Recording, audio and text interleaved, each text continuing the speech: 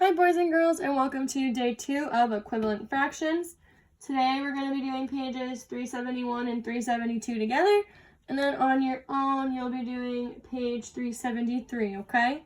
So we're going to use some more area models to help us out, and we're going to jump right on in. So number 1 says, using this model to the right, shade the model to show the unit fraction 1/4. And remember from last year, unit fraction is just when there's a numerator of 1. So if there's 4 equal pieces, I'm going to shade in 1. Okay?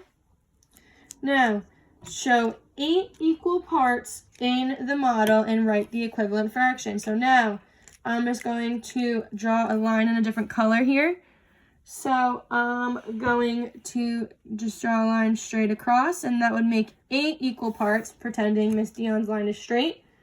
And then we can see now that 2 out of the 8 are shaded. So the equivalent fraction would be 2/8. Before the blue line, it was 1/4. Adding the blue line made it 2/8. So how did the number and size of the parts compare in the equivalent fractions? Well, there are twice as many parts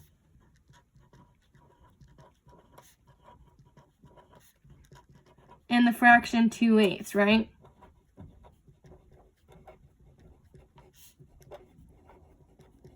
Just because we divided it up into 8 pieces, so now there's 2 times as many.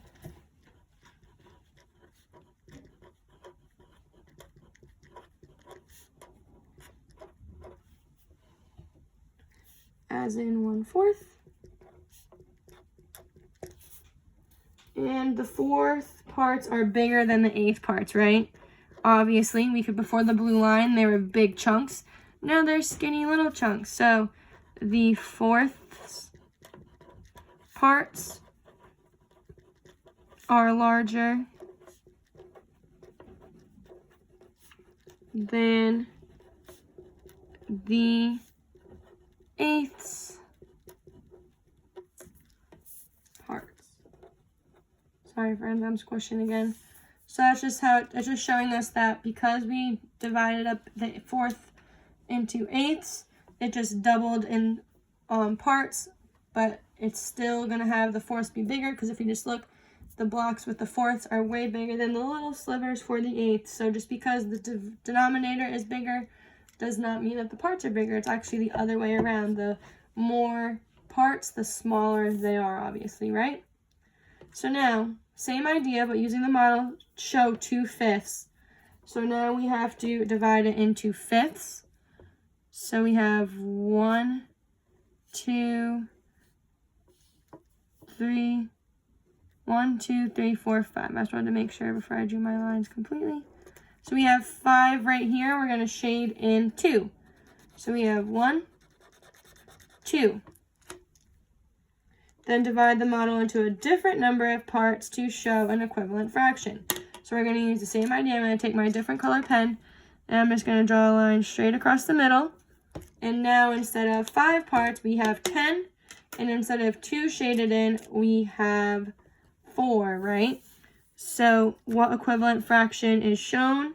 Well, this is showing that 2/5 is equal to 4/10. And if we think about it, we can even check our work, boys and girls, by multiplying. So 2 times 2 is 4. Whatever we do to the top, we must do to the denominator. So 5 times 2 is 10. So that's just a way to prove that our equivalent fraction we created is correct, because if we multiply the numerator and denominator by the same number, the equivalent fraction is shown. So that is A. Now, how many times as many parts shaded in equal parts are there? Well, it's the same idea as up here. There's twice as many parts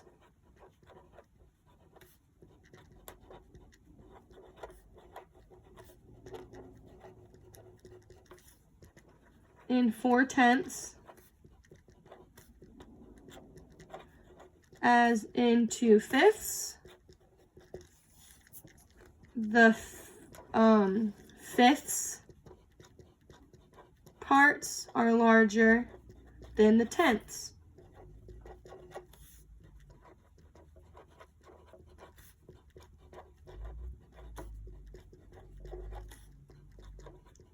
So same idea, just using different fractions to help us, okay? So if you have any questions on 1 or 2, feel free to pause and ask, or just to pause and write some of this down. If not, we're going to move right on along to page 372. So we're using the model it for the equations now. So number 3 says, write the missing numbers to find an equivalent fraction for 5/6 using multiplication. So if we look, they multiplied the numerator by 2, so we need to multiply the denominator by 2.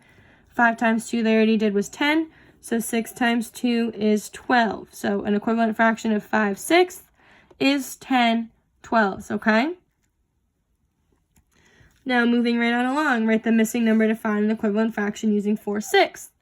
So they went from 4 to 8, and this is why knowing our math facts is important, boys and girls, because 4 times 2 is 8. Again, whatever we do to the numerator, we must do to the denominator. 6 times 2 is 12. So 4 times 2 is 8. 6 times 2 is 12. So 4/6 is equal to 8/12.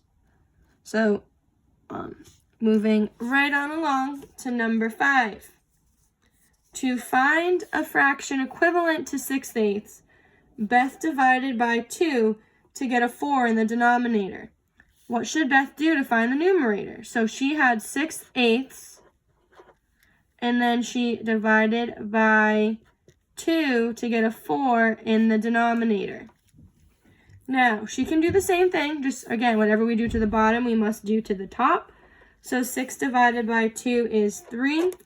So that means 6/8 is equal to 3/4. For these, we're multiplying, so we're making the fraction smaller. Using smaller parts, sorry. And then here, it's also called reducing. So we went from 6 to 3 and 8 to 4. We're reducing our fraction to the smallest equivalent fraction. But it's the same idea. Whatever we do to the top, we must do to the bottom, and vice versa, okay?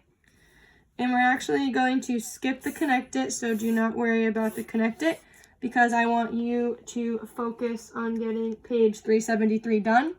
And then showing me. If you finished early and you didn't finish your iReady from yesterday, great time to do that as well, okay? I'm on the meet if you have any questions. Happy fractions!